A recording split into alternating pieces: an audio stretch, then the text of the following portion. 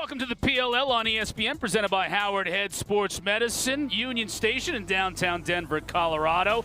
The Philadelphia Waterdogs taking on the California Redwoods in Game 2 of our 4-game weekend set here on the Denver homecoming. Hello, everybody. Quint Kessenich and Chris Cotter. So we got two teams at the bottom of the standings, but there's still a lot to play for these two teams the remainder of this year, plus they're looking forward to 2025. As individuals, you got to be a pro. You got to look aside from the standings. You got to say, you know, I picked up the stick when I was 6 years old, and now they pay me to play professional lacrosse on national TV and in front of a giant audience. Be a pro. Bring the passion. At the face-off dot, Alex Stathakis returning home. He played his college lacrosse here at Denver. And then T.D. Erlin played his college lacrosse at just about every Division I school.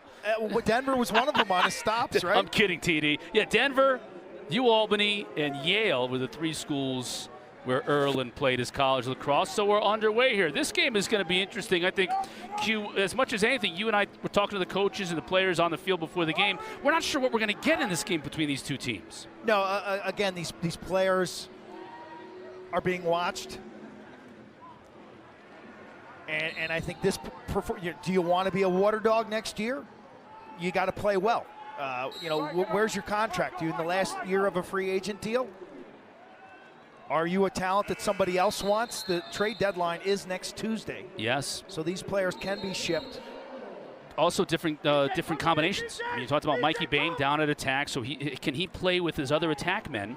And does that connection work? And then love of the game, love of your teammates. Love of wearing that jersey, love of being and respect of being a pro lacrosse player. You never want to take to the field and give anything but your absolute 100% best. Here is the veteran, Kieran McCardle. Played 10 years of professional lacrosse before he was able to win his first championship 2 years ago for the Waterdogs. Nice little stick in the passing lanes by 15. BJ Farrar, and here he is. Here he comes, Farrar. The look to Ryder Garnsey, who scores. Farrar providing immediate dividends already with a helper on the day. What a great start. What a great start. I tell you, Farrar's from an area of Baltimore where I get to see a lot of high school lacrosse and sports. He was a great high school football player. He is super fast and bouncy, and he just makes a simple lead man pass to Garnsey in the head and shoulder fake. Tucks that one past Dylan Ward, so a good start. Redwoods strike in transition.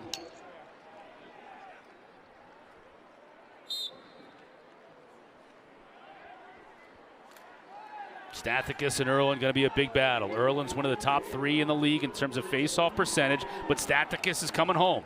Such a great face-off man here on this very field, and the rookie's going to give it everything he's got.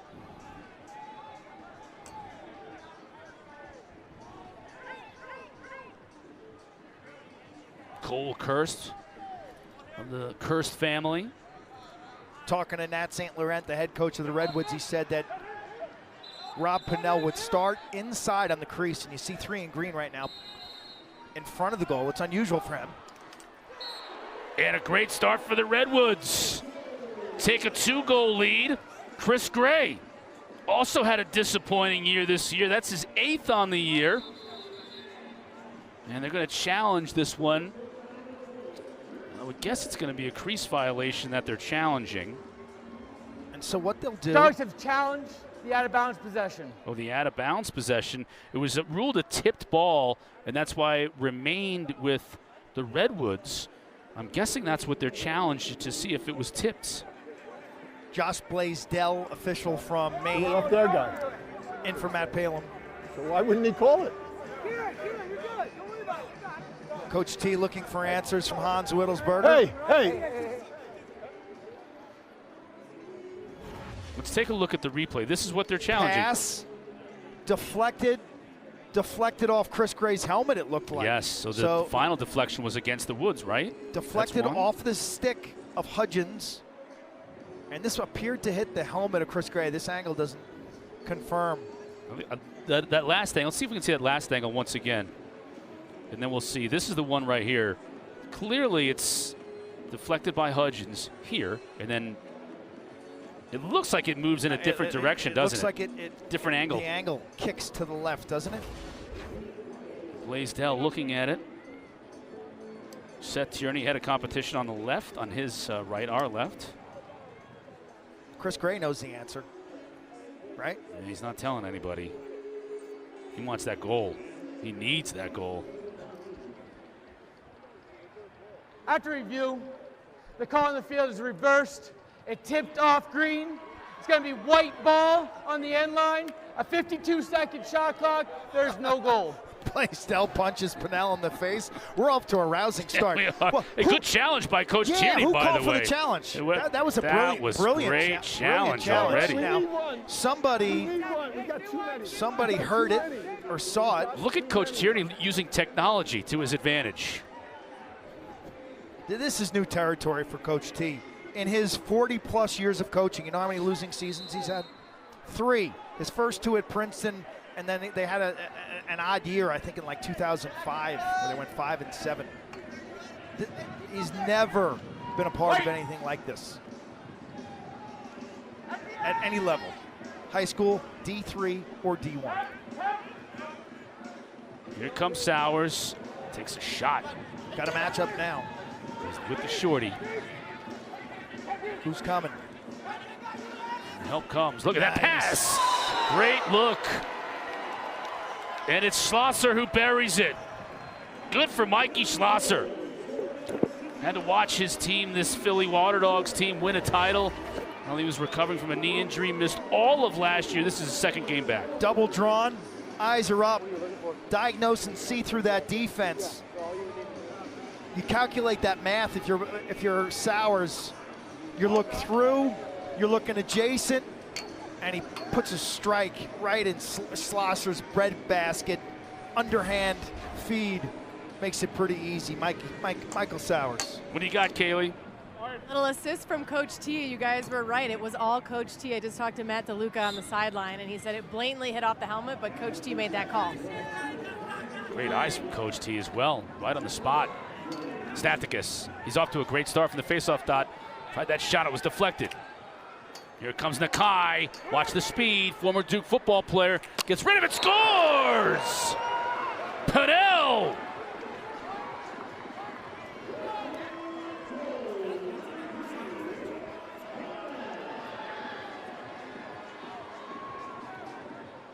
California can run.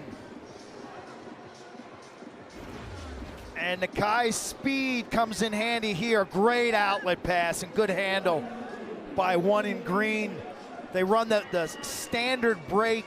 Chris Gray is the threat on the low right side, but Pinnell calls his own number. Look at that catch. Pinnell from about 12 yards singes a corner.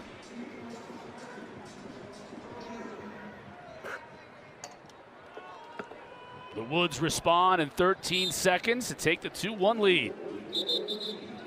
Total in this game, I think, was listed at 22.5. Given the poor light quality, I would probably lean on the over. Now, to be fair to the electrician here in this at Barton Stadium, there is fog. Are you seeing it here under the lights? We got some fog rolling in. I don't know. I was trying to have a cross-field pass with Isaiah Davis-Allen and could hardly see the ball. Okay, now you do wear glasses. Both of us do. It couldn't possibly. That's for reading, not for catching a lacrosse ball. All right. Pinnell working on the defense. Pass was deflected. It wouldn't matter because there's 2 seconds left on the shot clock. Yeah, I think I said it in the open. The Waterdogs defense early in the year, June, I thought played great. Remember when they didn't have a face-off guy and they still were holding teams to like 9, 10, 11 and losing those one-goal games? But I think eventually that kind of weighed on them. And they haven't played the same level of defense. Now, they haven't gotten great goaltending. Dylan Ward's save percentage from outside the two-point arc is not great. There's a couple reasons why the Waterdogs are 1-7. I look at the face-off situation early in the year, lack of production from the third attack spot, goaltender save percentage from twos. You fix any one of those 3 things, and this team could easily be 500. Hannah tried a through pass, and it doesn't get through. 4 one-goal losses. Give me half of those, and they're what? 3-4 right now. The veteran Dylan Ward is starting in goal tonight for the Waterdogs. You know, Bill Tierney had gone with Matt DeLuca, the youngster, over the last couple of weeks. Going back to Ward today. I think Dylan Ward, who lives in Colorado, whose family is here at this game, who won a world championship here back in 2014. With Team Canada. At Dick's, down the road, down I-70. I think this is maybe, and he's 33 years old, a legend, a Hall of Famer. Could this be the last start of Dylan Ward's career? I don't know. Certainly Bill Tierney would know what it means to come back here home for himself personally, so he probably has then an understanding of what it means for Ward. He has been a big money goaltender, went to the Hill Academy. They'll wave that goal off. Played at Bellarmine. Terrific indoor goalie. Won a championship with this Waterdogs team. What was that? 2 years ago, 2022. Yep. And I know you always have a soft spot in your heart for goalies who wear sweats all the time. And it could be 120 degrees out here, and Ward would be in sweats. If you had stylistically Dylan Ward and myself, total diametrically opposed. No question about it, right? Style-wise, right. I played nothing like this cat between the pipes. You were like all over the place. Movement. I'm a little guy who's got to move. Deep in the hole and movement. He's a big guy who's playing his angles. And he comes out on the crease. He comes deep out, doesn't he? His poise right there, he takes the body save. But his poise at big moments, to me, is as good as I've ever seen. What he did for Team Canada to beat Team USA. What he's done as a pro in 2 leagues.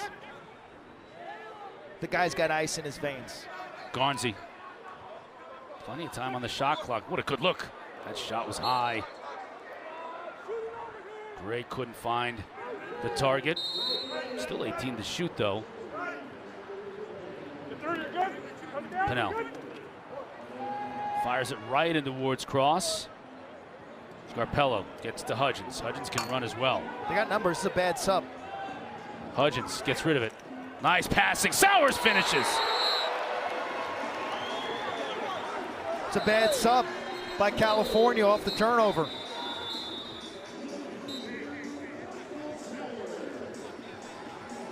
Offense to defense is pretty easy when the other team runs their midfielders off and you get the numbers game going. Hudgens, sharp handle. It's a lefty break with McCardle and Bame. Sowers goes airborne for the lead.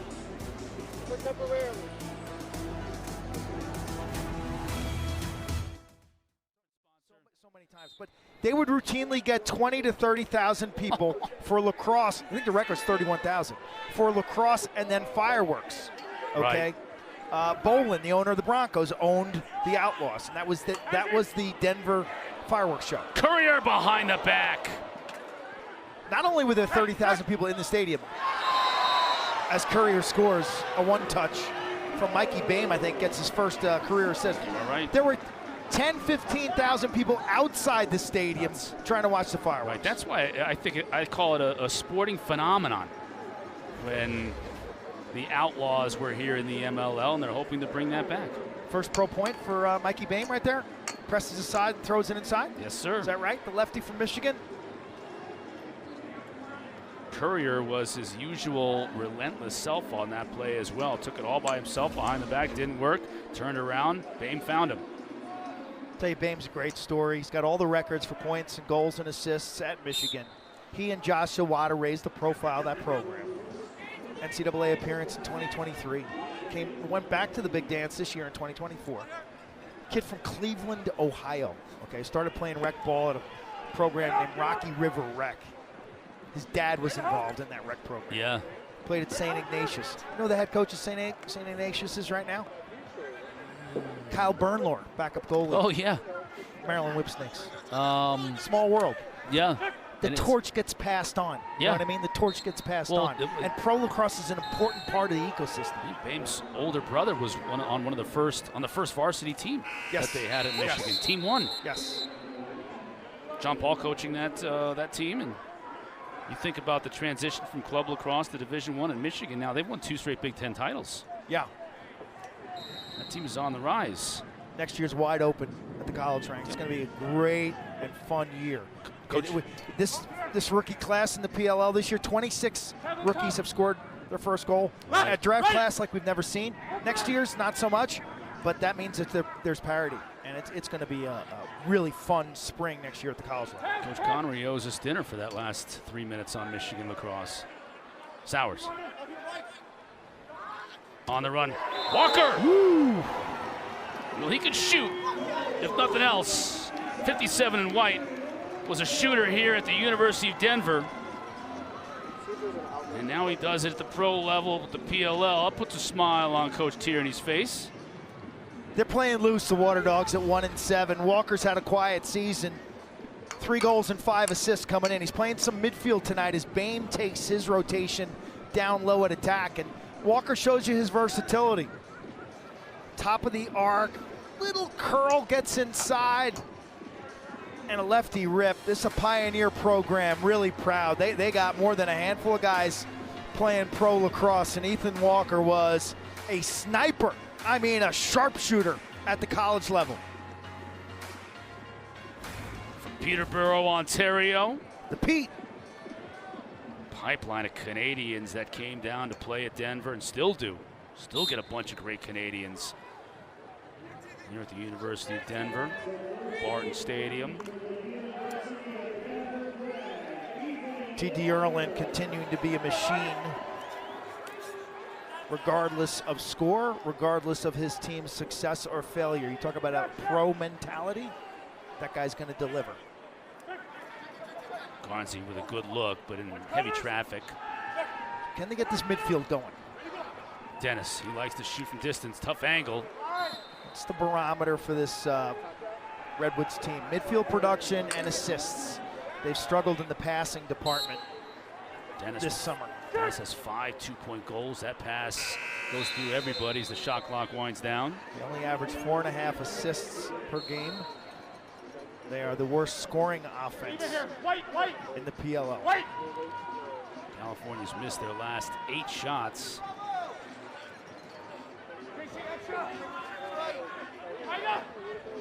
Hannah, injured early on in the year. Only played a handful of games. There's Bame. Over to Sowers. He's got space. Back to his left.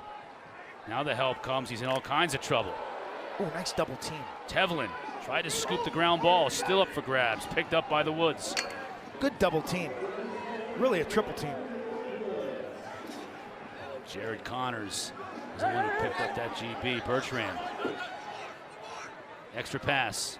Finding Bertrand again in the middle and scores. Beauty. That's a great, great goal, Cotter. You talk about guys having fun, playing loose, playing team ball. Count the passes on this. This is beautiful. They're all dimes. Pinnell going to work there as the leader. Coaching, teaching. Boom, boom, boom, boom. Layup. Love it. Look at the team celebration. They know it. They know it. This has been in short supply this year for the Redwoods. But man, doesn't it taste good when you put it all together? There's something magical in the sport of lacrosse when it's collaborative. One more closer to RB. 10 away now from Ryan Boyle.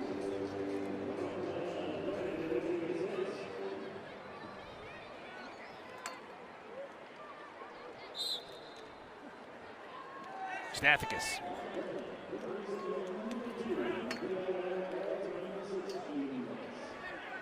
Stathicus is a hoss. You and I saw the weight room here at Denver. We might try and get a workout in between. Guess who was in the weight room? I just want to, okay, fans. If I had to give you a former Denver player who is in the weight room when we visited earlier today, who would that be?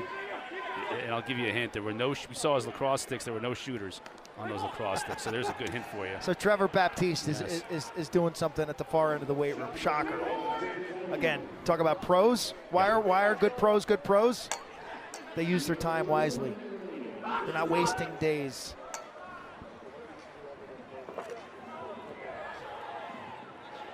Kirst clears it. Wish I was able to work out here yesterday. I got stuck in the hotel gym.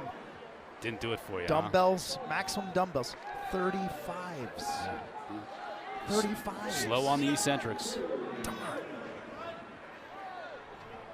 Final minute of play here in this first quarter.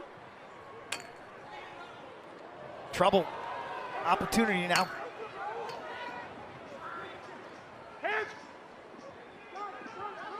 Nice recovery by Romar Dennis. Which Richard had designs on it. Instead, he pulls it back out. Good job by Dennis. Here comes Hannah, though, out of the box. Wants Nice it, won't get pick it. defense, aggressive. They blow that baby up.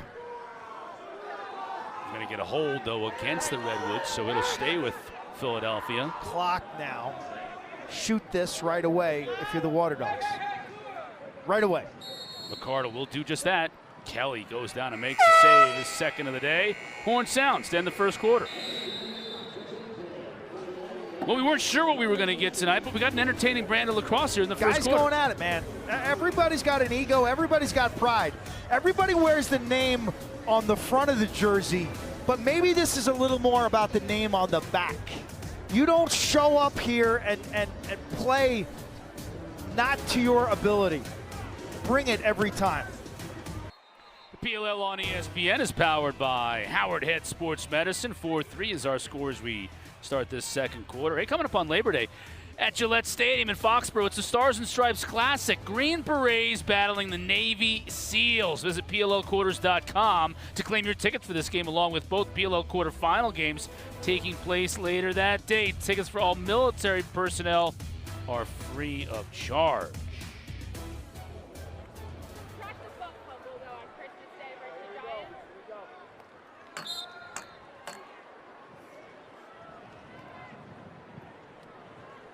Nice pickup by Tevlin.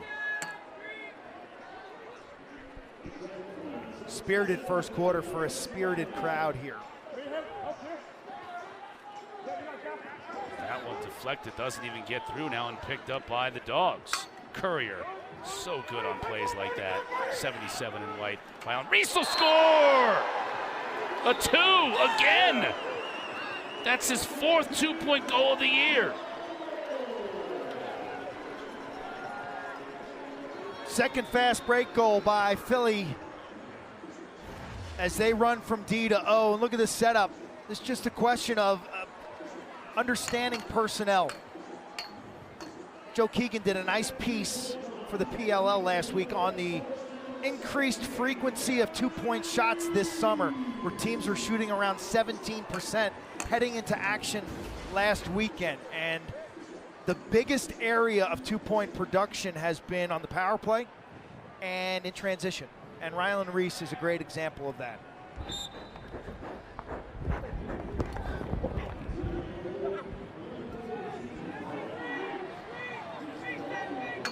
Face-off men mic'd up. That looked like it was originally going to be a Redwoods possession. Goes to the Dogs.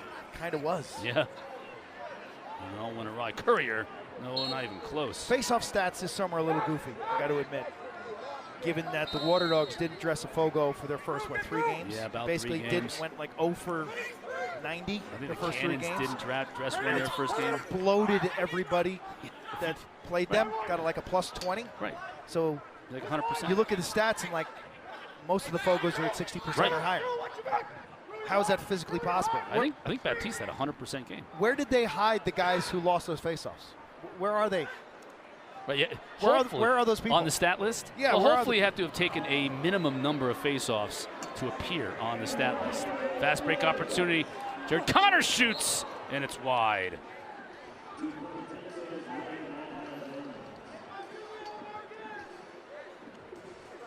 Yeah, both these teams playing up with their hair on fire. Loose, having fun, taking opportunities. Yeah. Nakai Montgomery, Nat before the game said, I'm going to put the ball in one stick and I'm just going to let him run. Just let him be an athlete. And let this game be Great. Boy, wow, that was quick. great grounder. Let this game be an example, you know, for players of all levels. Respect the game. Here we go, ready to go. Eli. Dennis. Slide comes, but now Garnsey's got the shorty. He's going to relish this. One-handed pass. Inside. Pennell robbed by Ward. Good turn and react by the big righty. You know, respect the game. This is not a game that is meant to be played with anything but your best. Quite honestly, it's too dangerous. You better be locked in and ready to go. McCardle back to his left, shoots wide. Backed up by Bame.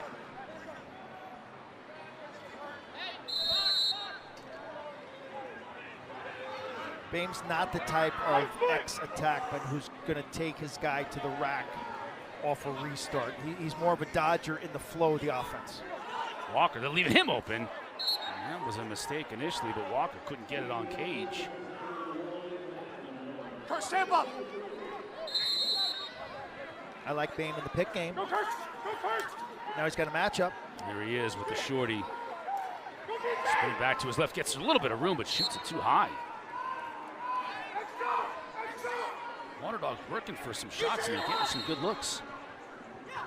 Unfortunately, the shot clock is going to wind down here in this possession. Couple of good looks in that possession. Nothing doing though. But they still lead by 3.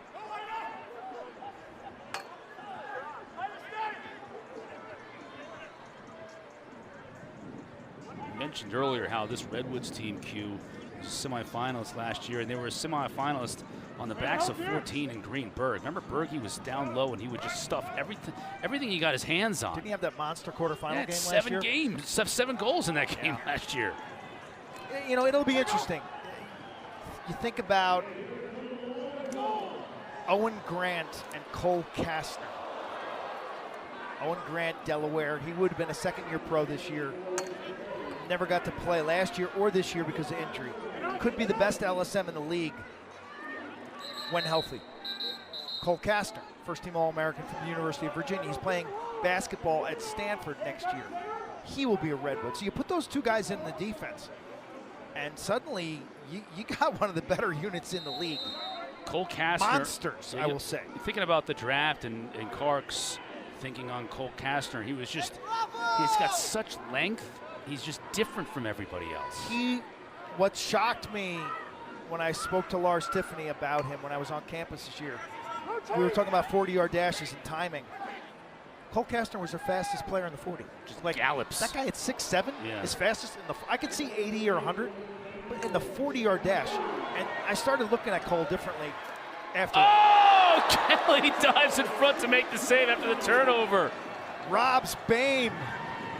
But he's still in trouble. Courier tried to roll out of that. Now McCardle. Fresh shot clock too, so California's in all kinds of trouble here. Sowers up top. McCardle shoots. Kelly makes another save. Kelly's been so gritty. He has seen more than his share this summer. Look at that outlet too to Tevlin. Gray, the extra pass. Pennell hits the pipe. Did he win the race? Yes, he did. Fresh 32 for the Woods. Kirst on the run. Ward makes the save. Numbers. Back and forth we go. McCardle shoots, scores!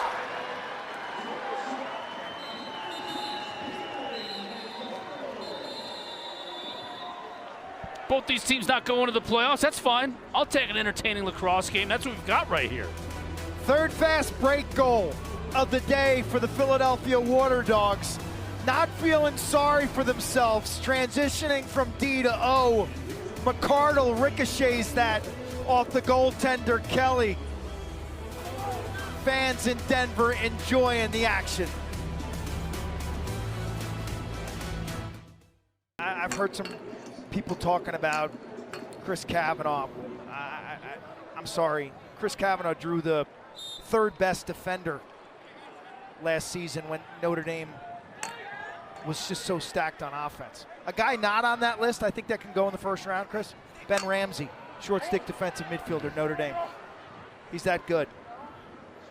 And of course the Waterdogs will have an extra second round pick after trading Conrad. earlier in the week, and I think, if you're Bill Tierney, you kind of look at what the Atlas did in last year's draft, an unbelievable draft for the Atlas. 4 great players, including Tyler Carpenter in the 4th round, who's had a great rookie season. I think CJ's a no-brainer #1. I think he's a standalone #1. I think I think his game's got a lot of depth. I think you're bringing an A+ player, right, and A+ person. Right, but you need more. My point is, if you can draft 4 players that can help you right away, to go with CJ Kurse. I think Brendan O'Neill is the clear-cut #1 pick last year, but that draft class from Denver doesn't have the impact that the Atlas draft class had this year, because you get 4 players who are outstanding. Scores on the run. Deuce. That's what he does. I think it's a deuce. That's 6 2-point goals for Romar Dennis.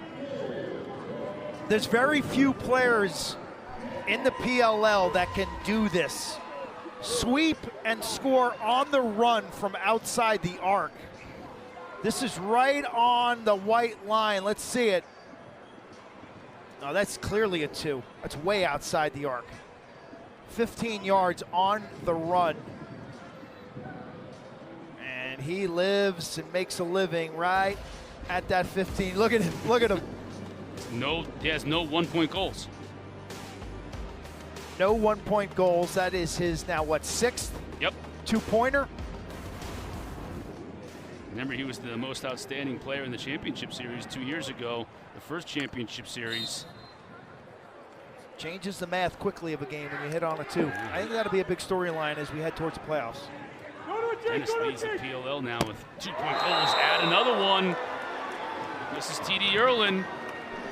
That's his 4th of the year. Here comes California. Got a lot of respect for TD. His work ethic, his professionalism. He's gritty, and he'll continue to grind and fight. And you get to see a smile right there to soften the blow of this subpar season for his squad.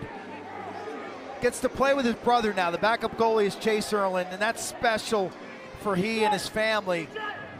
And coming back here to DU's got to be a meaningful moment. Wore that ugly number 68 in that 1 year he played for the Pios. Right, whatever's left over. Had the 1 year here at Denver, following stints at Yale and Albany, where he really exploded on the scene. Look, the guys like TD, he's got a Yale degree, okay, and then had an extra year to play. What a cool way to come out here to the mountains on a new team. Like the guys, because of COVID, who were able to take an extra year and go to different places, I am so jealous. That is the greatest thing for a college athlete. TD was nice enough to abuse me on the practice field a couple of weeks ago. I mean, that's like real world stuff. Yeah, you know? Let me take some draws with him. How'd that go, Cotter? 0 for a million. So what's so shocking, and I've done that before, is their hand speed. Oh, you look down and the ball's there. It's not the strength. Yes, correct. It's the whistle speed. Because if you did a bench press, you're stronger than him.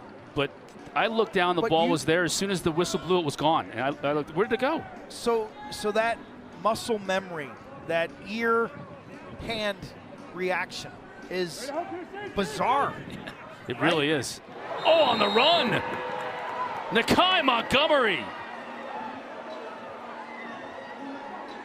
scored his first goal of the season last week, just 1 of 10 shooting.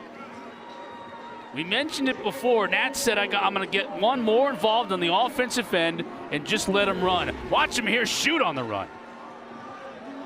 He's about as fast as any player in this league, not much angle, and Dylan Ward shrugs. He's upset about this. Running downhill, Nakai, Texas product. That's just one that Dylan Ward's gotta sit down, get his hands out, and react. Take that one off the shoulder. Instead, he kind of locks up on the pipe. Nakai making the most of his opportunity to run a normal midfield shift. I think Nakai's kind of a tweener type player. He's not a short stick defensive midi, and he might not be like an every shift offensive player. But he's got the ability to play in this league if allowed to play to a certain role. Yeah. You know what I mean? Yeah, and he has He's like a tweener. All the ability to give you juice. No. At a drop of a hat, at any moment, he's going to give you juice. Now Walker on the run. Like, he's good at everything, okay? Here we go. Fast break opportunity, Gray. Toe drag, nothing there. Good defense. Still a little unsettled. Now Tevlin coming on the field, along with Bertrand. So earlier today, we saw Jack Corus play, the rookie out of Maryland, for the Maryland Whipsnakes. Why can't Nakai play a role similar to Jack Corus? I kind of feel like that's what he played last year, though, don't you? Pinnell. Couldn't get the shot off. And this year, he was a little more defensive than he was last year. Last year, he was kind of all over the place. I like him on the wings of faceoffs. I like him if he can pin offensive midfielders on the field. Working on Courier. But he's got the green light to go to the net tonight. Not telling me pregame as Nat calls timeout here, saying that they're going to create some looks for Nakai and his speed and let him go to the rack more. So his touches have skyrocketed tonight. John Kettering, by the way, is coordinating producer for Executive Lacrosse. coordinating producer. You could throw that. Throw the executive in front of there. I don't know if it ups his pay grade.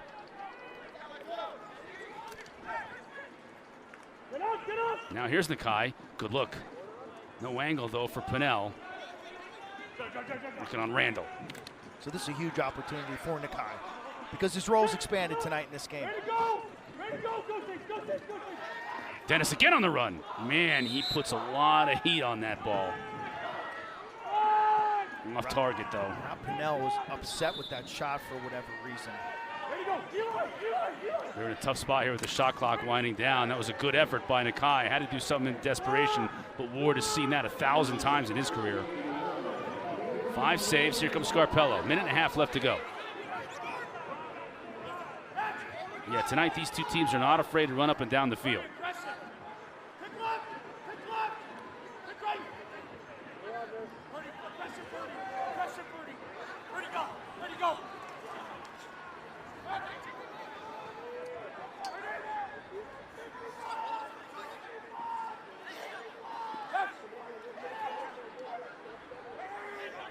Sowers against the shorty, look out. Early double team, gotta happen. There it is. Breaks free from it though, good look inside. McCardle, oh, too tall. Man. How about the pass from Sowers? Into all kinds of traffic, and great catch by McCardle. The spatial awareness to see the play develop, he kind of threw him open. 5 to shoot here. This is kind of no man's land, but they're gonna make it go. Sowers looks like himself tonight. Oh, good luck behind the back. He got it to Bain. I thought he was going to dump it in the corner there after about 3 or 4 seconds, but they did get a shot. Shot clock violation, though. There's a good look at Bain, rookie out of Michigan. Like the number 91.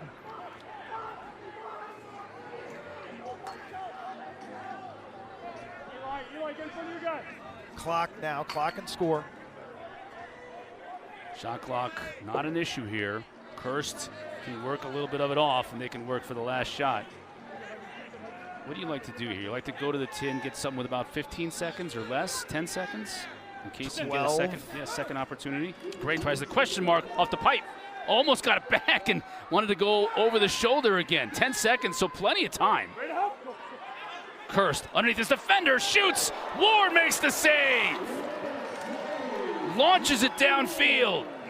Horn will sound to end the first half between New York and Utah. Stathakis and Erlin. It's been a good battle. These two who were teammates for 1 year here at the University of Denver after Erlin transferred in. So they would go at it in practice, and they're going at it tonight.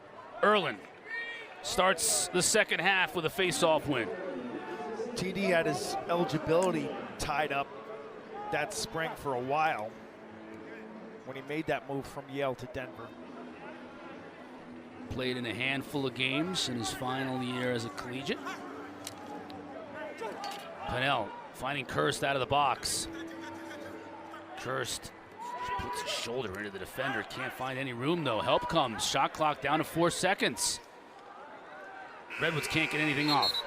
I think one thing we've learned this summer is teams have done a better job adapting to that 32-second shot clock off a face-off win is to be decisive. And Kirst is just dancing around too long. Time's not on your side. You got to go, and it's got to be now. Bro, box. Here's Hannah. JC.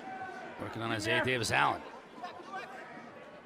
Hannah, no stats in that first half. Bain.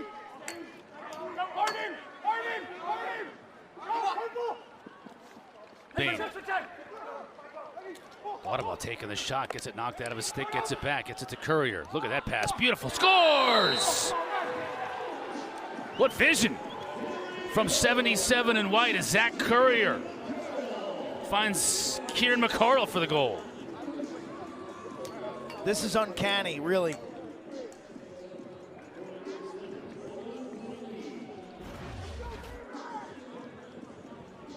McCardle starts dead center. He flashes out between the two Redwoods defenders and flashes his stick. And somehow, Courier, who's running to his left, looks like he's heading towards the pylon in the corner of the field. Can see him out of the right side of his eye, like vision. Vision's huge in this game.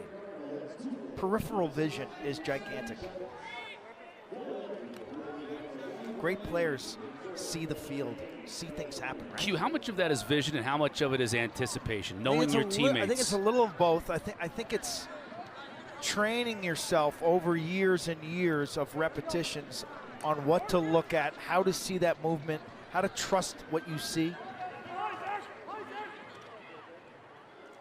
Because he didn't throw it totally blind, right? He had to see something. Bertrand fires it too high. And what guys do in this league so well is they don't give their eyes away to the defense. So they don't stare at stuff when it happens. Another shot clock violation. They could be scrutinizing something to my left, and I'm kind of looking straight ahead. Yeah. And that keeps the defense on. Kind of like Mahomes when he looks away and he throws the sidearm pass. Exactly the same thing.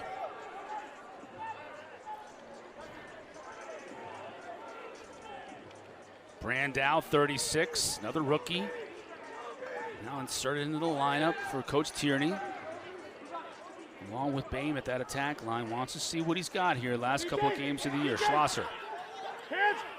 Nice play. Brandow finishes it off.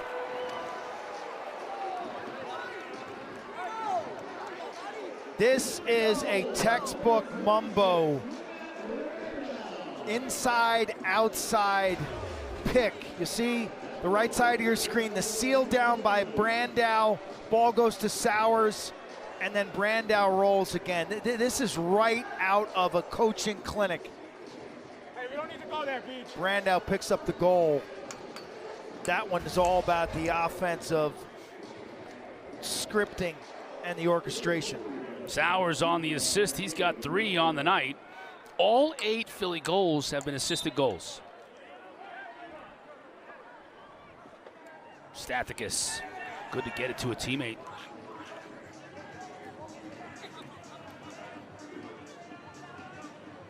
Richard, the D-midi, looking for some help. He's going to find it in the form of Hannah. Also played his college lacrosse right here at the University of Denver. To Walker, another former Pioneer. Here's Schlosser. Hands! Pass up top. Sowers for 2. This is wide. That's not something you see every day.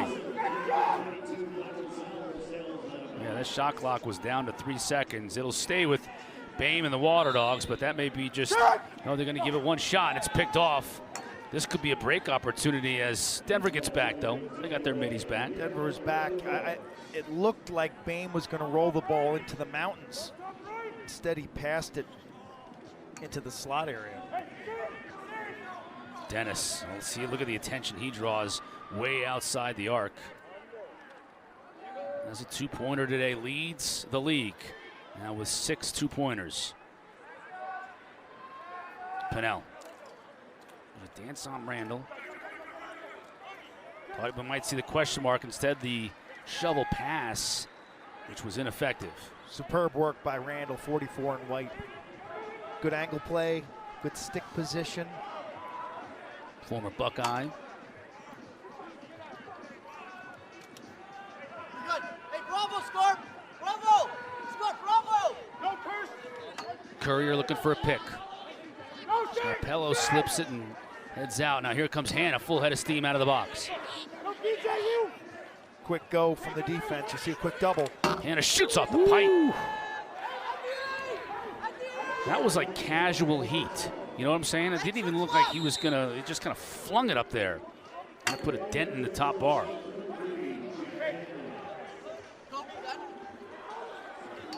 There's Hannah again, working on Farrar. Shoots on the run and scores! Jeez, Louise, wow. You know, there are moments where you look at Jack Hannah and you're like, he could be the best player from the midfield in the league. Like, when he scores, it just looks that good. Yeah.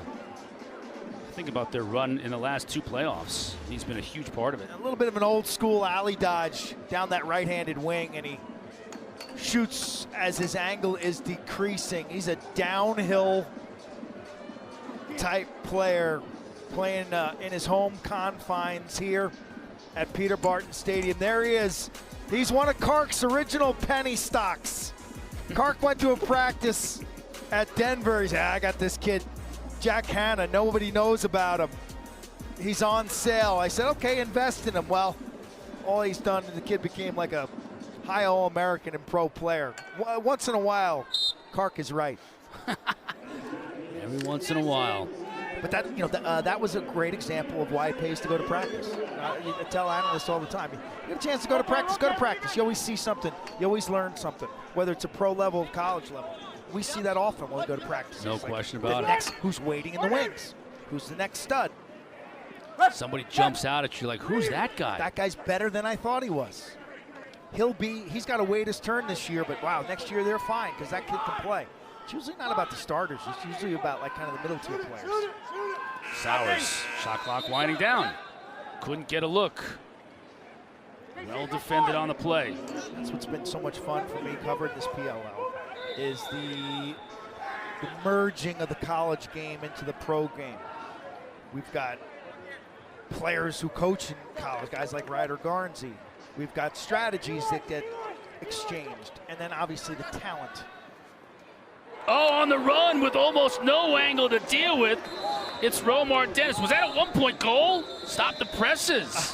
That's his first of the year. That's his. What are you doing, Romar? What are you doing? Stick to what you do best. That's take twos. But this time, he takes it right down the top of the mountains. Romar Dennis, Loyola University, known for bagging twos. That one he takes a 1. We'll have Lacrosse. Official. Yep. Johns Hopkins played in like 32. But this is going to be huge. It's huge for 3 reasons in my eyes. Number 1, it gets funding. Lacrosse becomes a Olympic sport in so many of these nations, including the U.S. They can apply for funding, government funding. Places like Australia, places like Hong Kong, places like Kenya, China. And so that really will help the developing nations. Second is the eyeballs are going to see lacrosse for the first time. Whether it's the Haudenosaunee story, whether it's Team Canada squaring off against Team USA, whether it's the upstart Japanese squad making a run. Like Mike Tirico is going to be talking about lacrosse the in game's prime going to get time. exposure and eyes Yeah. that it never has before. And those are all gigantic positives.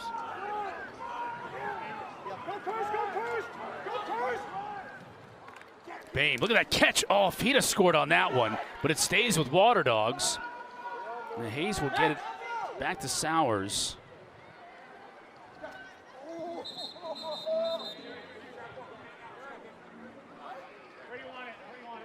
You got a flag down here well behind the play at midfield. Okay. Fouls on the Woods. Number 3, goalie interference, 30 seconds. Haven't seen many power plays today in game 1 where the Whip Snakes handled the Denver Outlaws, or in game 2. You're right. I think that might be the first flag we've seen in this game. Hey, shooter here, shooter here, shooter Cleanly here. played game so far. Hey, 1-4-1, So 29%. Nat's got like 27 different Redwoods hats, doesn't he? Like their whole bench is wearing different hats. The Redwoods It's gear, about swag. This league is a lot about swag. I love the Redwoods. My high school has green and gold colors, so this is what I grew up with. Well, Everything they wear, I love. I think the Redwoods have the best throwback jerseys in the league. And McCardle throws it back himself. He was playing back when the throwback jerseys were actual jerseys in his 12th year in professional lacrosse. And that's another one for the Dogs. Doing much better in terms of feet, set, shooting opportunities in this game. This is a great play. It's a roll off, a seal. Look at Hannah on that. Take that seal. Bain throws this down. Watch it inside now. There's a seal right there. Courier basically blocks the defender from sliding out. So you put things together on your Zoom calls during the week. You tie it up during practices, and then you execute on game day. That was perfection. A beautiful job by Courier to seal the slider on that set play. And selling it too, right? Kind of like a pick play in football down at the goal line, because you don't want to be called for interference yourself. No, as long as his feet are set. The screening rules and lacrosse similar to basketball.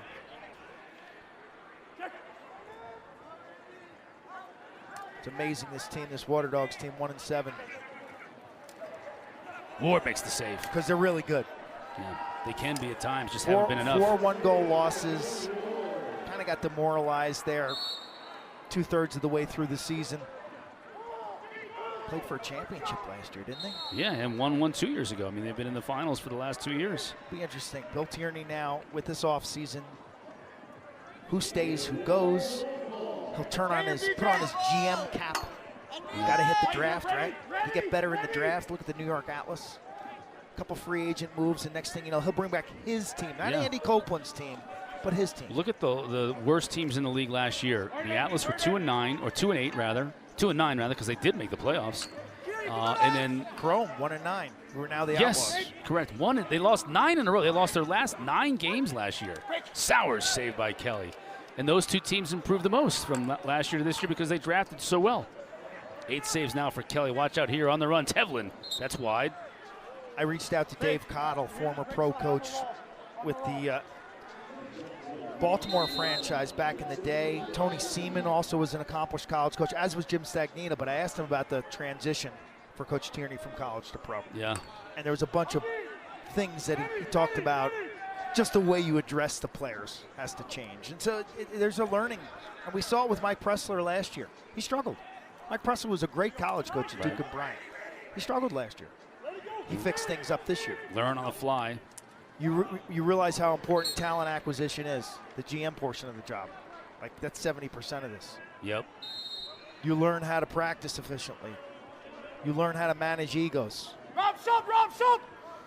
You said it in the first game coming out of a timeout with Stags, and how, look, when Stags needs to make a decision about what they're doing, Stags makes the decision, but he's getting input from all of his players along the way. And we see that from a lot of coaches in this league. Yeah. Because the players are also coaches in many respects. Look, it can't be chaos, but you do want a lot of communication with the players. Hannah try to force that one through. You got to take their temperature about what we're doing on offense. How's our practice? And then you got to make the decisions. It's not their decision. It's your decision. Right, but you're using them as input. Yes. What are you seeing out there? Correct. What do you want to run here? What do you like? It doesn't mean we're going to run it, but I want to hear what Michael Sowers would prefer to run here. So Bill Tierney will be just fine, folks. Let me tell you.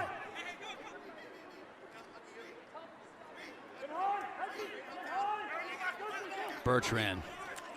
Oh! Tough angle. He switched back to his left and just snuck it underneath the crossbar.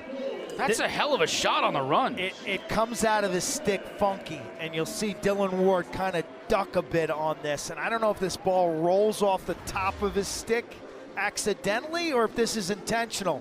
But see, the goalie just dipped for just a second. This is an impossible shot. Watch the ball in his stick. Man. You ask and you shall receive. You talked about needing more from this midfield. Dennis has had a great night. Bertrand with a couple of goals now.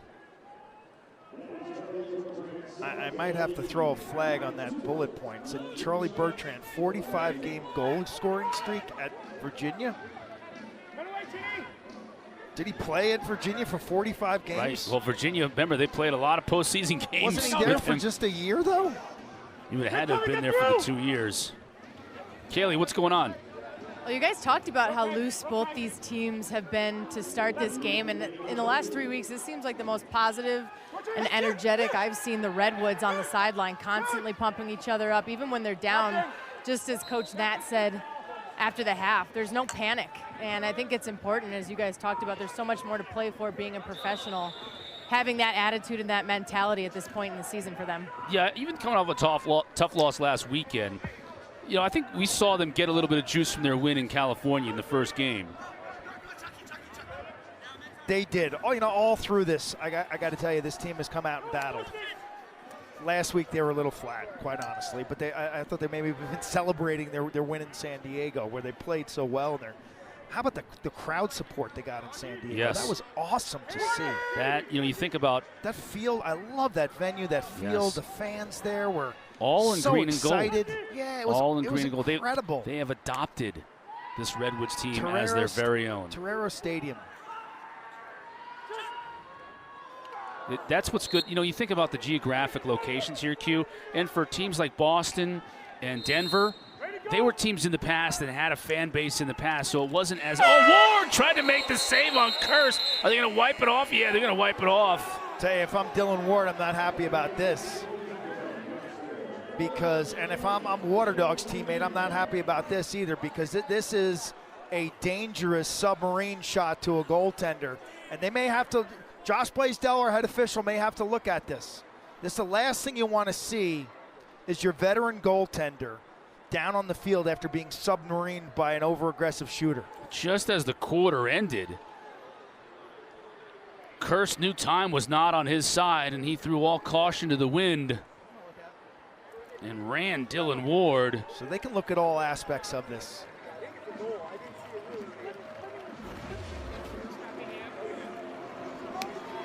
Inside roll and a dive. He's kind of pushed into the goaltender.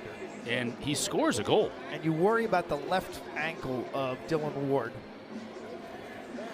So here's my question. He's not in the crease. Right, and he scores, and he's pushed into Ward. Contact is not made with the goaltender before that ball goes across the goal line.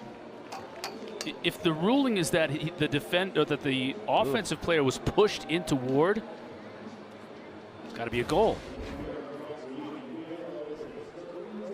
Josh Blaisdell now will take a look at it. That's what Nat is saying. He's saying, look, my player was pushed from behind into the goaltender, and he scored without going into the crease.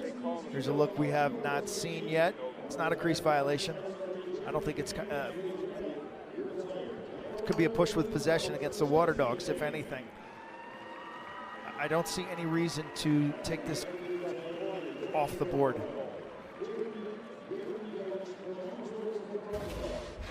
Josh Blaisdell looking intently at this one. Big moment in this game at the end of the third quarter. We'll take a quick break. PLL on ESPN is powered by Howard Head Sports Medicine. As we head to the fourth quarter, you see Matt DeLuca's in goal for Dylan Ward, as Ward was shaken up on that last play to end the third quarter. Let's take another look at the replay. It was ruled no goal because the ruling after Josh Blaisdell took a look at it was that Cole Kirst's right foot was down before the goal crossed the goal line. See, the ball bounces outside of the goal line, if you saw it there. And the ruling was that Kirst's foot was down before the ball crossed the goal line. No goal, no penalty on the play. And we start the fourth quarter as is, but with no Dylan Ward because he was shaken up. And Matt DeLuca is now in net for the Waterdogs. DeLuca's played pretty well the last 2 weeks. Coming off the Pines. Now we're going to get an offside flag here, I believe. Flags are coming from all over the place. Yeah. Hey, have one here, have one here. Either way, it's going to be a call against the Waterdogs, so a delayed call. Underneath. They got an extra defender right now, the Waterdogs, Yeah, so it's you offside. see the double team. Once you're offside, you're always offside, so you might as well stay on there and defend until you get a whistle. Scarpello's the designated double. Man, you're seeing 50 standing in front of the crease. It's like a free safety. Good, drive out. Dennis will fire from Littleton. Somebody got hit in front. That was a nice strategy by the Redwoods. I give them credit. You're not going to have much there in terms of penetration because, again, Scarpello's sitting there as the free safety. And so why not take an outside bomb? Offsides, 30 seconds. Offsides against Philadelphia. There's Dylan Ward. So good to see him on his feet on the sideline. Caley, what's going on with Dylan Ward? Yeah, he took all of his equipment off when he came out of the medical tent, put his jersey back on, but he's out with a right knee contusion and doubtful to return as of now. Okay, appreciate Ball that. side right. Inside here, Jake. Ward was right at 50% on the save percentage through 3 quarters. Go ahead, Jake. Ball back left. Back right. Woods on the power play. Here's Berg over to the far side, back to Berg up top. That's Gray. Backside play, backside play. Inside. Gray gets to the middle of the field, doesn't have a great shot. Garnsey's in the middle. Now Gray shoots, it's wide, stays with Redwoods. I just find it interesting. Like, Chris Gray's got good range. He's got a strong outside shot, probably a lot stronger than people realize. But I just don't understand why Pinnell is not up top on this formation as the passer. Berg shoots, scores! Went 5-hole on DeLuca. Snappy release, huh, Cotter? This ball goes from catch to shot in an eye blink, and that's what makes a difference here. By the time DeLuca sets up, this ball's on its way. You got to turn fast and locate that ball. Watch the goalie shift to his right. Boom, it's behind him. The ball's in Berg's stick for a fraction of a second. Catch, let it roll. It's a 3/4 arm release right off his shoulder, and he kind of folds it over at the end. Yeah. It changes the trajectory. Yet another pioneer dancing in the PLL this weekend. Back in 2015, I love the ECAC Rookie of the Year. Instrumental in this program. He scored big goals in gigantic games. Think about this program and the influence of the Canadians. Yes. Whether it's Matt Brown, now the head coach, Mark Matthews, Wesley Berg. That merging of the indoor-outdoor game in the Canadian style with the field game. It's all positive here in the Mile High City, I'll tell you that much. Berg from British Columbia. Sowers pass inside to Courier. I'll tell you, I thought Courier had a big game last week, and that continues today. He's moving really well. This guy never stands still on offense. He's always floating and moving, changing the responsibility of his defender. So he's kind of ball side, he floats away from Sowers. Sowers runs down that alley knowing that the double team's coming. And like Mike Sowers tonight is in passing mode. He's saying to himself, the Redwoods are doubling me early. Yep. So what do I gotta do? I gotta draw doubles and kick it. 4 assists for Sowers. Courier, yet another Canadian. Couple tonight from Peterborough. So that recognition is critical if you're a player. Good, ball side What's right. the defense doing today? Are they doubling? Are they sliding fast? Or are they slow to go? There, Chucky. Have one, Bertrand Ball six. trying to get under his defender. That was a quick one. Berg again tried to quick stick it, but it falls out of the back of his stick. Nice grounder. That was a lot harder than it looked. Berg was hanging on his back, and you're running downhill towards the out-of-bounds line. You got to scoop, decelerate, spin. Great job, Eli. Eli Gobrick with a great grounder.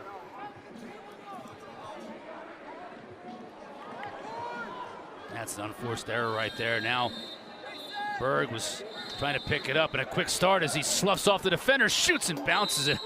Goalie back up. Yep. I loved how Berg tried to shove his way past his defender. He's a big dude, 6'2", 205, lumberjack with that beard. You know, we definitely had the Canadian NHL playoff beard last year. And he had that huge game in the quarterfinals. He scored 7 goals in the win over the Chaos. And like 7 touches, 7 shots. Right. And the ball was in his stick for 1.3 seconds total. We got a flag down on the field. Challenge flag. Somewhere amongst Redwoods is challenging. The race is out of bounds on the shot. Somewhere amongst the Denver skyline Right. is a red flag that matches these buildings here on this new AstroTurf surface. Nico Blankenship doing a great job with this new field. Nico, the SIT here in Denver. Of course, as he doubles as the grounds crew as well. So let's look what they're looking at here. I thought this is clearly the goalie is closer when the ball goes out. Yeah, you look at GLE over here on the right. I mean, there's no argument. Chris Gray was over there, but he was, that's what they're going to be looking at. I love the lines. 3 concentric circles. You get like the 3 concentric circles of each of the creases. Women's game, field game, PLL. I love grass. That was one of the cool things about San Diego, Cotter, I got to tell you. Torero Stadium, Right. an unlined grass surface. And It's like, oh, at the beginning of the weekend, it's like heaven. it was like Augusta National, that grass surface. It's like heaven.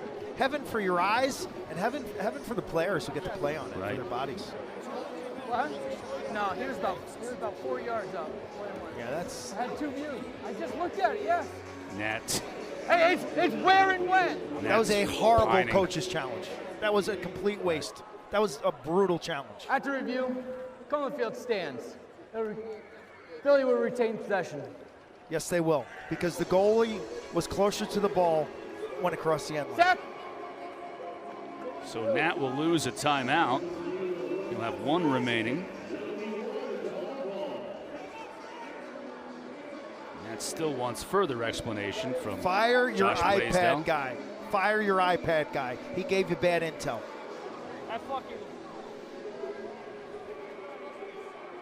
The iPad guy. Is that a coach? Like an assistant coach? The description, the iPad guy. Where is he? It is. They're at the end of the bench. Let's make sure we blame the right person. I don't know if we need the spot out of the iPad that's not guy. the, That's not him. It's the backup goalie's the other iPad guy. You got multiple iPads. We're going to see that in college football this year. That's going to be interesting. Lots of iPads, yeah.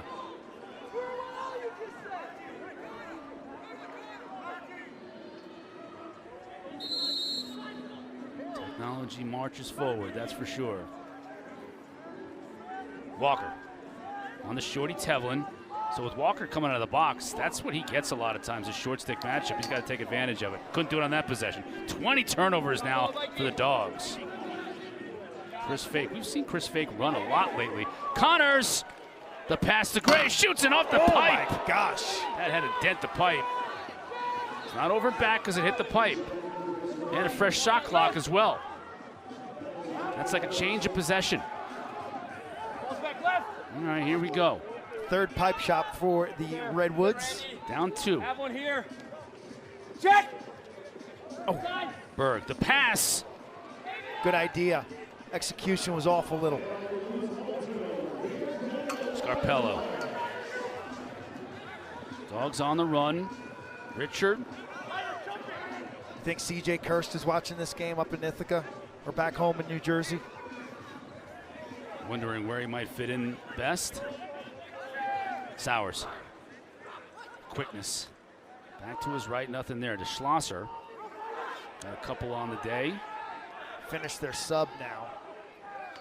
Here's the issue here is there's only 20 to go on the shot clock, and now they're finally into their offense. Working it with Bain. McCardle. Tried to get it to Walker. Bounces high in the air. And out of bounds. That's going to be another turnover. In the pro game with the shot clock, it is so important that you get into your sets as quickly as possible to maximize whether it's a 52 or the 32-second shot clock. So clear, sub off fast, efficient subs. It all adds up. Like your ability, you see teams that operate. Nice play. Bertrand finishes. Bertrand from Garnsey, a little old school give and go.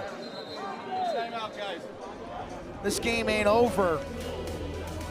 The total may be over, but neither of these teams are quitting. The old school give and go, I love it. Garnsey picks up another assist. Bertrand's having himself a night.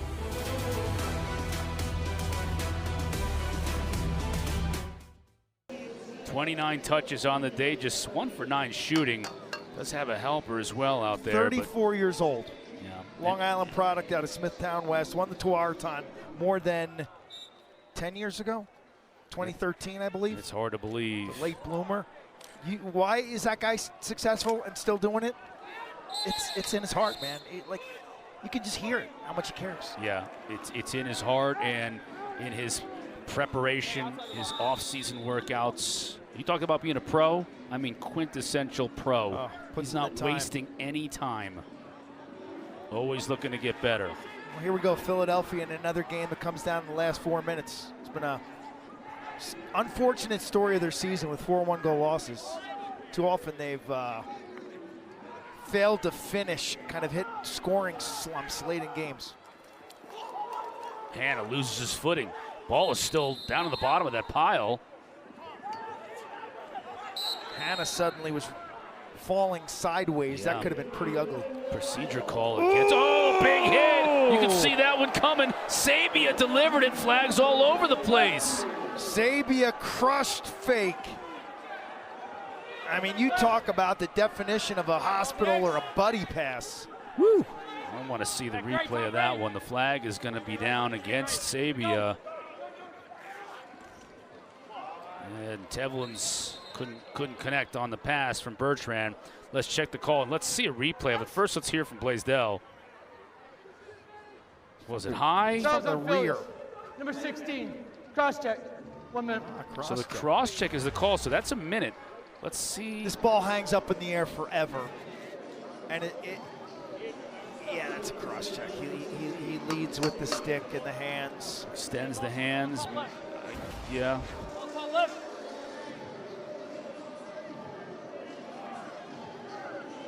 Good to see fake okay. Yeah, big moment in this game too. Minute power play, down a goal.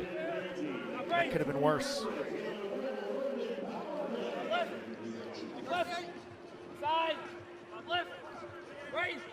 There's Gray. You can hear DeLuca calling out to where the ball is. Gray. Skip pass. Garnsey.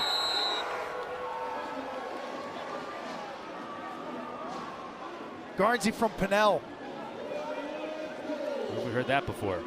Not enough this year. Pinnell works this skip pass to precision.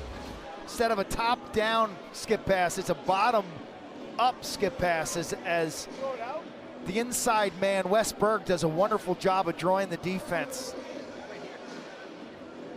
25 in whites, locked up. Eli Gobrick's locked up, and that frees up Garnsey. Full torque. Tied up at 12.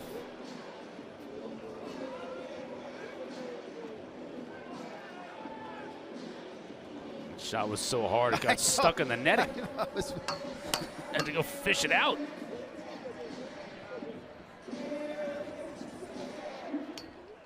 Big face off here.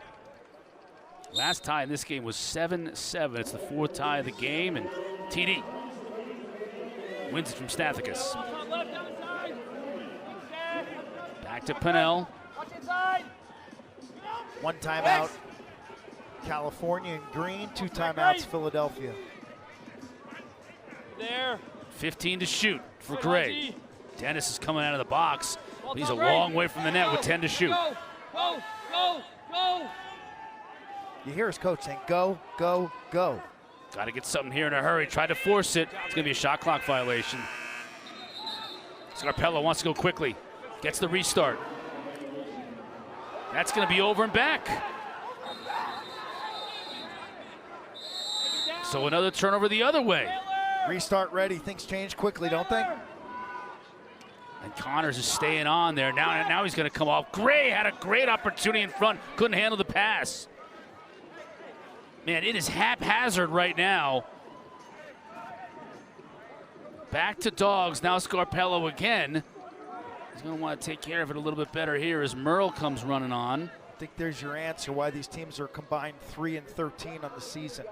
That last 30 seconds. Yeah, when you're in the final 3 minutes of the game, like and mismanagement of the ball in these possessions. Got to make the right decision, right play. Now we're under 2 minutes, still tied. Sowers, yeah, expecting the quick doubles. To Walker. Now the quick pass up top to McCardle. Matchup. He's got a shorty. Walker was flashing, couldn't get it. Schlosser stays with it. Now we're going to get a call. This is going to go against Merle and the Redwoods. Going to be a hold. 23. Hold. 30 seconds. And Merle's going to have to take a seat. So, Good audio from Dickens. Josh Blaisdell. So don't spin him around. Watch it. Contact there is fine. Then he just holds the arm. Look at him. He's got him in a little bit of an arm bar. And certainly impacts Schlosser's ability to move. Critical power play. Sowers will put it in motion. McCardle's on the near side. In the middle. That was Courier. Couldn't turn, though. Tough angle. Look at the save by Kelly. Now ball is loose. Picked up. Look out here. Connors. Yeesh. Sabian's going to track it down. Connors is there again. Look at the battle for this loose ball.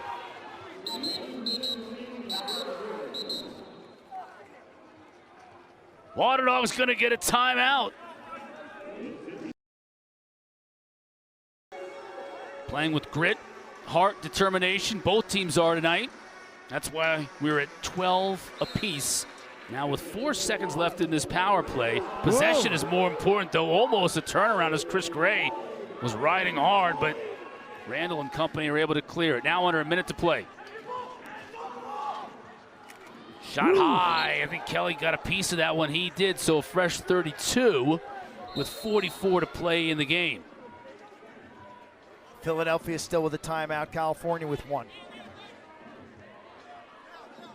Sowers has been drawing quick double teams all day long.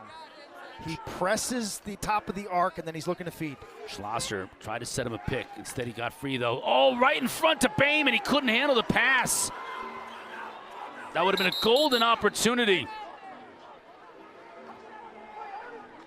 Woods called the timeout, their final one of the game with 20.1 left. You want to make him make a pass here. You can't let Tevlin carry this ball up the field. Gets it back to the goalie and Kelly. Nice ride. You're just buying time. Yep, taking a long time now. 8 seconds for Connors. He might have to just let it rip. And they don't have their offensive personnel on the field. Connors is just going to have to let it fly with 1 second. He does. Not even close. Seen that a million times. You call timeout to design a play. You don't put enough time into designing the clear. So we go to overtime. 12:30 local time, 2:30 Eastern time. We will start here in Denver. On ABC. And then we got a little break, and we come back at it on ESPN2. By the way, Atlas Archers on ABC. Great. At 2:30 Eastern time. I mean, the skill level in that game. I Look don't at want this. to oversell it, but to me, it could be one of the top games of the regular season. Look at this. These two, 13 apiece in terms of Reese. face-off wins, battling for that all-important 14th win. And it's won by Philly, No but look at this. timeout by Philly because they're out of timeouts. And you can't call timeout. Woods forcing the turnover. Next goal wins it in this game. That's a big transition from college to pro. Because the college coaches just totally overmanage sudden death. Bertrand, his defender falls down. Garnsey. Will he try a one-handed shot? He does, but it's wide. Stays with Pinnell and the Woods. Plenty of time on the shot clock. Here's Dennis. He finds Garnsey. Can Garnsey make some magic happen? He's got the shorty on him. Looking to roll inside. No call. Beautiful job by Jake Richard. Loose ball inside, picked up by DeLuca. He has to just find it in front of the goal mouth. Another no call. Good handle by DeLuca. Nervous moments. Now Dogs again with possession and a chance to win. Courier. To Hannah coming out of the box. Brandau's coming out of the box as well. Courier likes his matchup. He has had a great night, 77 in white. Instead it's Sowers. A two-man game with Courier. Stays with Sowers. Got the shorty. 15 to shoot. Now the help comes in front. McCardle just too high. Sowers has spent a lot of time tonight, top of the arc, operating in front of the formation. 12 to shoot. Surprised they don't go to him on an invert behind.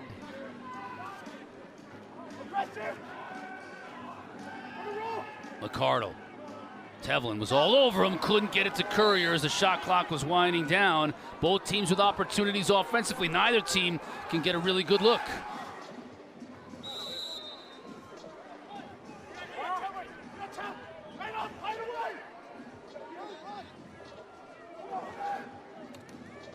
Oh! Nice steal. McCardle is able to get it back to the Dogs on the ride. Personnel. Recognized personnel. Bain on Merle. Shoots, couldn't get much on it. Kelly makes the stop. Here's Fake. Gets it to Pinnell. Pinnell will back it up and wait for substitutions, which will be Bertrand and Kirst.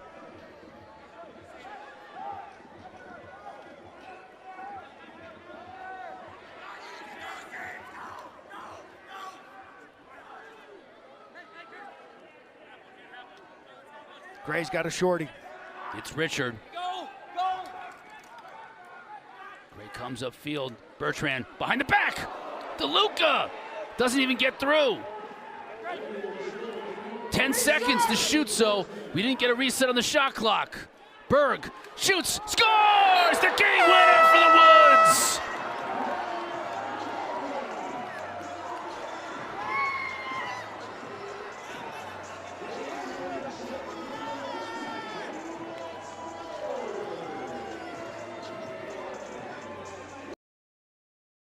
For Quint Kessenich, Caley, Chelios, and our entire crew, I'm Chris Cotter. Thanks for watching the PLL on ESPN. Good night from the Mile High City.